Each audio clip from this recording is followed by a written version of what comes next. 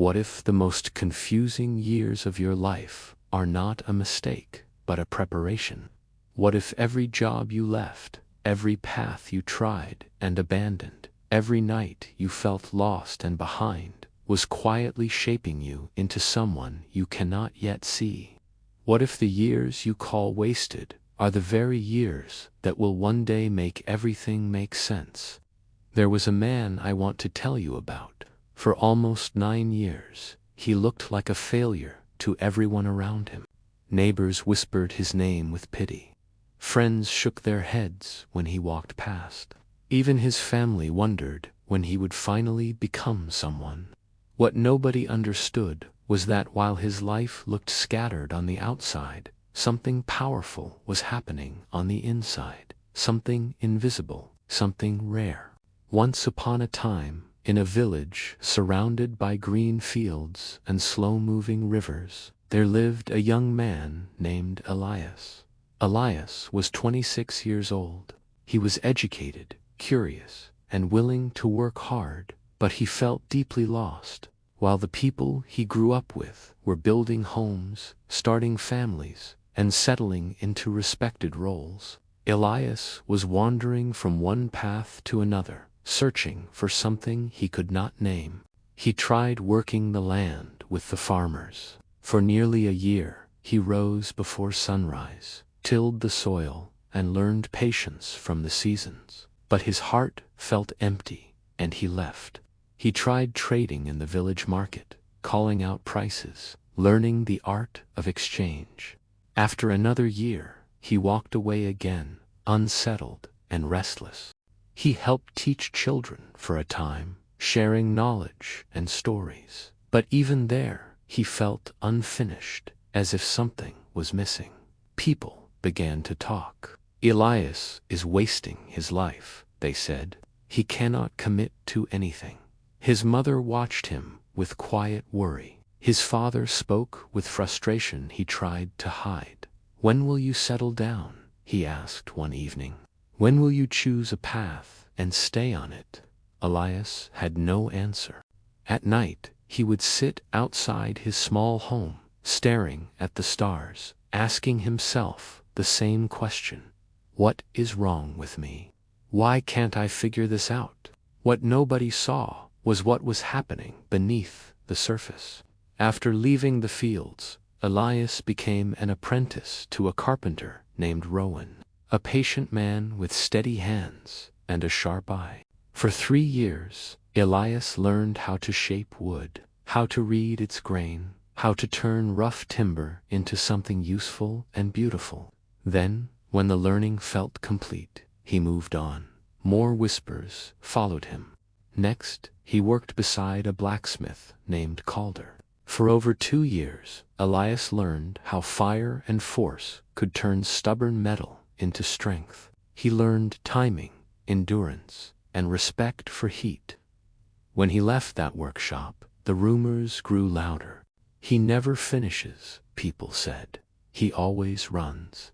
After that, Elias studied with the village record keeper, learning to read deeply, to write clearly, and to give form to thoughts through words. Nearly 2 more years passed. By the time Elias reached his mid-30s, he had trained under several masters and completed none in the eyes of the village. His younger sister had a family. His peers had land and status. Elias had only calloused hands, tired eyes, and a growing sense of shame. One cold evening, the village councillor stopped Elias in the square. His voice was firm, but not cruel. "You are in your mid-30s, he said. "How long will you wander? When will you finally become someone?" The words cut deeper than Elias expected. He nodded silently and walked home. Inside his modest cottage, he sat alone and broke down for the first time in years. "Nearly 9 years," he whispered to the empty room. "9 years of effort, and I have nothing to show for it." He looked at his hands. They were rough from wood, scarred from iron, and stained from ink. "I am a failure," he said aloud. A grown man with nothing. The silence answered him. The next morning, as Elias passed the blacksmith's shop, Calder called out to him. "Come here," he said. Elias approached, expecting another lecture or disappointment. Instead, Calder studied him carefully, with eyes that seemed to see beyond appearances. "Do you know what you are?" the blacksmith asked. "A failure," Elias replied quietly. Calder laughed, not mockingly, but with understanding. "No," he said, "you are the rarest man in this village." Elias looked up, confused. Calder continued, "You have learned from many masters. Wood, metal, words, people. Every skill changed your mind. Every hour reshaped how you think. You were not quitting. You were collecting." Something shifted inside Elias. "But I never finished," he said. Calder shook his head. "You finished more than you realize. When the pieces connect, the world will need exactly what you have become." 3 weeks later, opportunity arrived. A wealthy landowner visited the village, calling everyone to the square. He announced that he needed a grand entrance built for his estate. It would require carved wooden panels, decorative ironwork, and written inscriptions telling his family's story. The carpenter stepped forward, explaining he could handle the wood, but not the metal or writing. The blacksmith offered his skill with iron, but not words. The record keeper could write, but knew nothing of building. The landowner sighed. "This will take many craftsmen and much time," he said. That was when Elias stepped forward. His heart pounded, but his voice was calm. "I can do all of it," he said. Laughter rippled through the crowd. Elias, who could never finish anything. The landowner studied him closely. "Give me a month," Elias said. "If I fail, I will repay you for the time." Work began immediately. Elias chose the wood with care, his hands remembering every lesson Rowan taught him.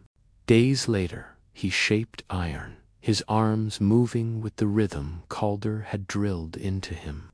In the final stretch, he wrote the inscriptions, words flowing with clarity and purpose. As he worked, understanding washed over him like quiet tears. "Every year I thought I was lost," he realized. "I was being trained for this." When the month ended, the village gathered. The cloth was pulled away, and silence fell. The work was extraordinary. The wood seemed alive, the iron graceful, the words moving. The landowner ran his hand along the gate. "This is mastery," he said. "How did you learn this?" Elias smiled softly. "I worked on myself in silence." Years later, a young man came seeking Elias. "I feel lost," he said. Elias listened and smiled. "You are not wasting time," he said. "You are becoming."